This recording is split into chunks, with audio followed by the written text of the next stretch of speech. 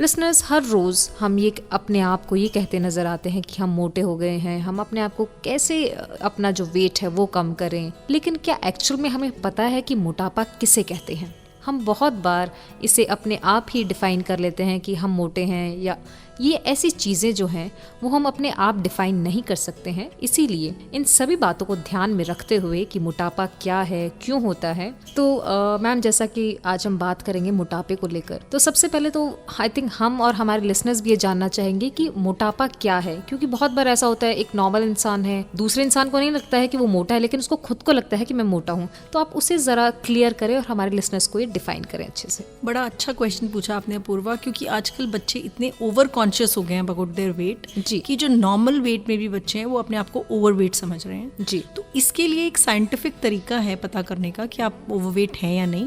उसको हम बोलते हैं body mass index.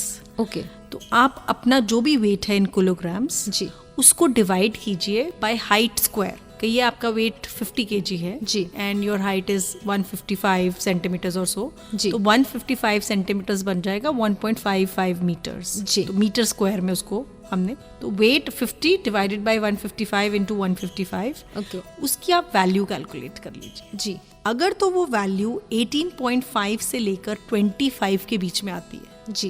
That means you are in the normal weight category. Okay. So ऐसा नहीं है कि अगर आपका वेट आपकी हाइट 5'2" है तो जी। आपका वेट 45 ही होना चाहिए या 47। There is a range of weight जिसमें वेट हो सकता है, क्योंकि हर एक की बोन्स का वेट अलग है। जी। तो इसलिए देयर इज अ रेंज। तो ये रेंज है जो नॉर्मल वेट में आती है।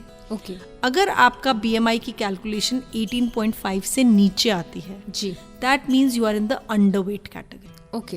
And if your weight is if the BMI is more than 25, जी। 25 से लेके 30 तक है, ओके। तो उसको हम बोलते हैं ओवरवेट, कि वो Okay. मार्जिनली रेज्ड है, बहुत अलार्मिंगली रेज्ड नहीं है। जी। मगर अगर वो 30 को क्रॉस कर जाता है, okay. Then we call it the obese category. Okay. Obese में भी फर्दर कैटेगरीज आती हैं, ओबीस 1, ओबीस 2, ओबीस जी, 3 जी। कैटेगरी।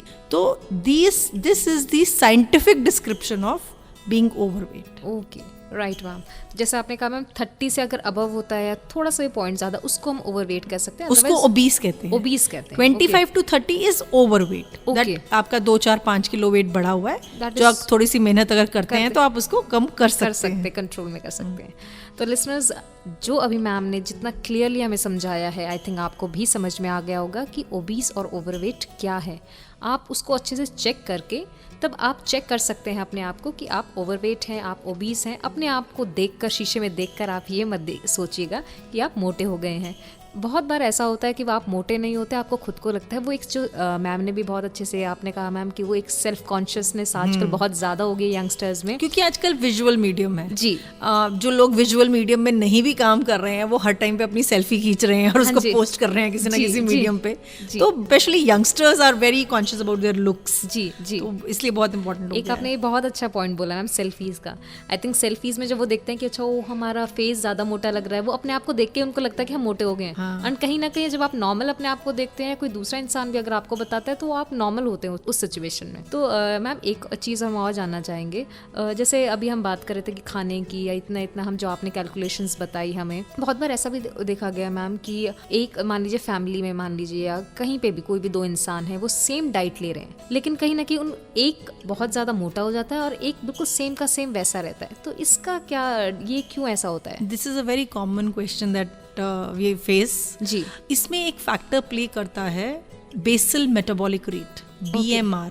ओके। कि आपकी बॉडी एट रेस्ट, जब जी। आप सोते हैं या बॉडी आपकी टोटली एट रेस्ट है, जी। तब वो कितनी कैलोरीज बर्न करती है। Okay. This is different for every person. अगर आपका BMR लो है, जी, जी। तो आप एक नॉर्मल डाइट के साथ भी थोड़ा थोड़ा धीरे धीरे वेट पुट ऑन करना शुरू कर देते हैं। जी। और अगर आपका BMR हाई है, जी। तो आप ज्यादा खा के भी उसको बर्न करने में कामयाब रहते हैं, Okay. And you don't put on weight. जी। सो जैसे लोग ओवरवेट से परेशान है, ऐसे बहुत से लोग अंडरवेट से भी परेशान है। वो भी हमारे पास बहुत सारे आते हैं जी। कि हम वेट कैसे इंक्रीज करें, Okay. Those people generally have a high BMR, उनका BMR ज्यादा होता है। Okay. तो ये नहीं है कि वो डाइट बहुत कम ले रहे हैं, जी। जनरली हम जब असेस करते हैं तो रीजनेबली ठीक खाना खा रहे हैं, जी। बट स्टिल उनका वेट बढ़ता नहीं है हाँ जी। या कम रहता है, तो वहाँ फैक्टर प्ले करता है BMR। ओके, तो आई थिंक मैम अगर हम अपनी बात करें तो हम बहुत खाते हैं, लेकिन आई थिंक जो आपने BMR की बात की वो ज़्यादा हाई लगता है हमें अपने केस में। हो सकता है, जरूर हो सकता है। जी, तो मैम एक चीज़ अब आई थिंक हमारे लिसनर्स भी ये जानना चाहेंगे, आपने जैसे बहुत अच्छे से डिफाइन किया कि ओवरवेट क्या है, ओबीस क्या है, एंड आई थिंक जो सेम डाइट लेते हैं उनमें ये डिफरेंस वेट का क्यों रहता है, तो एक वेट बढ़ने का क्या कारण है मैम, ये आप जरा हमें देखिए, बताएं। एक तो हमने बात कर ली BMR की, जी, BMR जी। Is one of the factors. हाँ जी। देन इसके साथ आती है genetics into play. Okay. Genetics, क्योंकि आप कई बार देखेंगे कई फैमिलीज में सब लोग मोटे होते हैं या कई फैमिलीज में सब लोग बहुत मेंटेन्ड होते हैं। जी जी। तो कहीं कहा जाता है कि शायद कोई जीन भी रोल प्ले करती है। Okay. जीन के साथ साथ एक मुझे जो लगता है कि इसमें रोल प्ले करती है इज योर लाइफस्टाइल। Okay. क्योंकि your lifestyle generally comes from your family. Okay. अगर आपके फैमिली में बहुत घी तेल वाला खाना खाया जाता है, बहुत जी। तला खाना खाया जाता है, तो आपकी भी डाइट वैसी होगी। जी जी। और अगर किसी फैमिली बहुत हेल्थ कॉन्शियस है, वो एक्सरसाइज करते हैं, वो बहुत डाइट पे कंट्रोल रखते हैं, जी। तो वैसी ही बच्चे की डाइट बनती है। तो it's usually very similar. Okay. Then comes into play the diet, कि आप क्या खा रहे हैं, जी कितना खा रहे हैं, कब खा रहे हैं। जी। These all factors play a role in it. Okay okay. Next comes your age, क्योंकि BMR देखा गया है it starts reducing with age, धीरे धीरे कम होने लग जाता है एज के साथ। ओके। तो जनरली 40 प्लस में आके वो थोड़ा लो डिप में आ जाता है। जी। तो जनरली पीपल कंप्लेंट कि हमारा वेट बढ़ना शुरू हो गया, हमारी डाइट तो उतनी है। जी जी। Then one factor in women at times is menopause. Okay. जब उनके पीरियड्स बंद होते हैं तब हार्मोनल चेंजेस के कारण वेट बढ़ जाता है। जी जी। कई यंग लड़कियों में PCOD एक प्रॉब्लम बोली जाती है, जी। Polycystic ovary syndrome. जी जी। उसमें भी हार्मोनल इम्बैलेंस रहता है, जी जिसके कारण वेट बढ़ता है। जी। तो हमने अभी बात की डाइट की, जेनेटिक्स की। जी।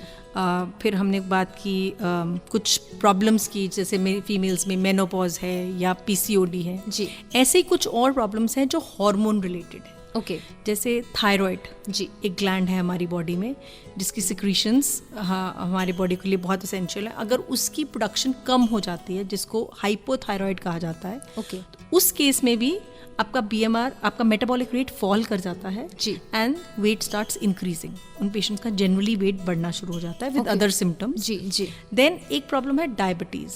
Okay. उसमें इंसुलिन जो है वो पैनक्रियास प्रोड्यूस करती है to digest and absorb the sugar that we take in our diet और the carbohydrates that we take in our diet. Insulin की प्रोडक्शन जब कम हो जाती है जी। तो भी ग्लूकोज लेवल्स ब्लड में बढ़ जाते हैं एंड उसके कारण वेट गेन भी हो सकता है। ओके। इसी तरह से एक कारण देखा गया है कि यंग बॉयज में कई बार जिनकी अल्कोहल इनटेक बहुत ज़्यादा है, ओके। उनमें वेट इंक्रीज होता है, क्योंकि alcohol is empty calories, it is not giving you any nutrition, it is only giving you calories. Calories. Okay. और जनरली आप अल्कोहल के साथ जो देखा गया, आप जो भी खाते हैं वो जनरली फ्राइड या कुछ ऐसा लेते जी, हैं जी। Which adds on to the calories that you are eating. Okay. Then another factor that comes into play is, and a very important factor is exercise.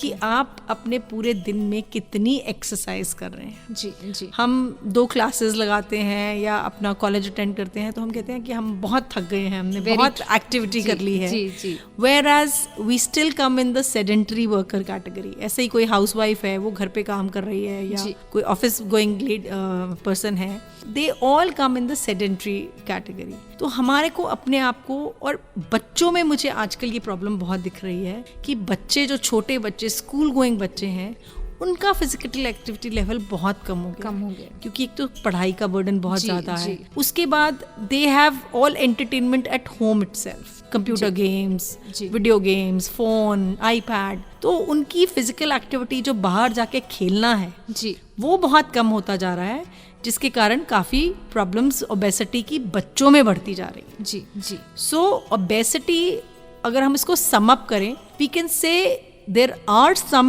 factors, hereditary or other, which play a role, but otherwise it is a lifestyle problem. अगर हम अपने lifestyle को सुधार लेते हैं जी, तो जी। हम इस प्रॉब्लम से बड़े अच्छे से बाहर निकल सकते हैं। जी जी मैम, आपने बहुत सही बात बताई। आई थिंक एक जो फिजिकल एक्टिविटी नहीं होती है बच्चों के आजकल, आई थिंक वो पूरे टाइम उनको रहता है कि हम वीडियो गेम्स खेलें या फ़ोन पे लगे रहते हैं, ये बहुत ज़्यादा ज़रूरी है। क्योंकि अगर आप यंग एज से ही आप एक्सरसाइजेज नहीं करेंगे तो बाद में जो वो वेट इतना बड़ा होता है उसको कम करने में बहुत ज़्यादा प्रॉब्लम हो जाती है। तो लिसनर्स देखिए, और मैं गर्ल्स को भी यही कहना चाहूँगी, जो यंग गर्ल्स हैं, बहुत सारे रीजंस होते हैं, हार्मोनल इम्बैलेंस है या और आप ऐसी कुछ छोटी छोटी ऐसी प्रॉब्लम्स होती है जिनके कारण वेट बढ़ जाता है। तो आपको ऐसी सिचुएशंस में डरने की ज़रूरत नहीं है, क्योंकि आप उस वक्त आप सोचते हैं कि आप डाइटिंग कर लेंगे, लेकिन ये कहीं ना कहीं उसका सोल्यूशन नहीं है। तो मैम एक चीज़ हम और जानना चाहेंगे, आई थिंक हमारे लिसनर्स भी जानना चाहेंगे कि ओवरवेट जो है उसके एडवर्स इफेक्ट्स क्या क्या हो सकते हैं। देखिए, मैंने अभी जहाँ ब्रेक पे जाने से पहले हमने बात की कि obesity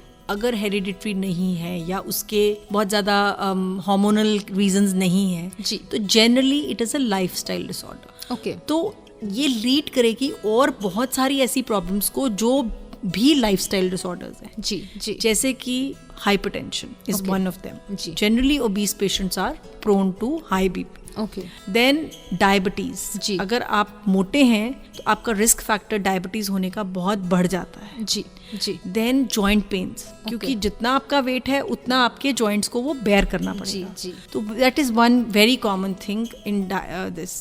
Along with this, there are all problems that are there. Cardiac problems, the risk factors of cardiac problems increases. So almost all diseases, one factor is obesity. Right. तो हमें अपने वेट को कंट्रोल में रखना बहुत जरूरी है, जी so that we lead a normal and healthy life. जी जी। एंड आई थिंक मैम आपने बहुत सही कहा, क्योंकि ओवरवेट बहुत सारी प्रॉब्लम्स का कारण है। और बहुत बार हमने ये भी देखा है कि डॉक्टर्स भी बहुत बार बोलते हैं जिनका वेट ज़्यादा होता है कि आप पहले अपना वेट कम कीजिए, फिर हम आपका ट्रीटमेंट स्टार्ट First करेंगे। thing before the doctor writes your जी। prescription will be कि वेट कम कीजिए। वेट कम कीजिए। Very true ma'am. लिसनर्स, हमारा जो आज का टॉपिक है ये बहुत इंटरेस्टिंग तो है ही है, लेकिन इसके साथ साथ ही बहुत वास्ट टॉपिक भी है। इसीलिए आज के लिए हम यहीं रुकेंगे, लेकिन हम आपको ये जरूर बताना चाहेंगे कि कल हम इसी विषय पर फिर से चर्चा करेंगे और आपके ओवरवेट के सोल्यूशंस के बारे में बात करेंगे। क्या डाइट आपको लेना चाहिए और क्या क्या चीजें आपको करनी चाहिए ताकि आप एक हेल्दी लाइफ जी सके, एक हेल्दी लाइफ के साथ एक अच्छी स्माइल के साथ। दोस्तों, आज के लिए हम आज्ञा चाहेंगे। सबसे पहले लेकिन हम मैम को धन्यवाद करना चाहेंगे कि मैम आज आप हमारे स्टूडियो में आए और आपने ओवरवेट और ओबीस के बारे में जो आपने बातें बताई उसके लिए आपका बहुत बहुत शुक्रिया।